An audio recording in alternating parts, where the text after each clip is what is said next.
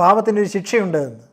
അത് ഏറ്റെടുക്കുവാൻ എനിക്ക് കഴിവില്ല എന്ന് മനുഷ്യൻ നിലവിളിച്ചപ്പോൾ ദൈവത്തിൻ്റെ തിരുപുത്രൻ ഈ ലോകത്തിലേക്ക് വന്നിട്ട് അവൻ നമ്മോട് പറഞ്ഞു, നിനക്ക് വേണ്ടി ഞാൻ ആ ശിക്ഷകളെ ഏറ്റെടുക്കുന്നു. അവനിൽ നമുക്ക് അവൻ്റെ രക്തത്താൽ അതിക്രമങ്ങളുടെ മോചനമെന്ന വീണ്ടെടുപ്പ് ഉണ്ട്. നമ്മുടെ പാപങ്ങളുടെ മോചനത്തിന് വേണ്ടി മറുവിലയായി അവൻ തൻ്റെ രക്തം നമുക്ക് വേണ്ടി ചൊരിഞ്ഞു. യേശുവിൻ്റെ രക്തം സകല പാപവും പോക്കി നമ്മെ ശുദ്ധീകരിക്കുന്നു എന്ന് തിരുവെഴുത്തിൽ നാം അതിനെക്കുറിച്ച് വായിക്കുന്നു. പ്രിയ സ്നേഹിതരെ, ഈ യേശുവിൻ്റെ കാൽവരി മരണത്തെ നിങ്ങളൊന്ന് ഏറ്റെടുക്കുമോ? നിങ്ങളുടെ പാപത്തിൻ്റെ പരിഹാരത്തിന് വേണ്ടിയാണ് യേശു ക്രിസ്തു കാൽവരിയിലെ ക്രൂശിൽ മരിച്ചത് എന്ന യാഥാർത്ഥ്യം ദൈവമുമ്പാകെ ഒന്ന് അംഗീകരിക്കാൻ തയ്യാറാകുമോ?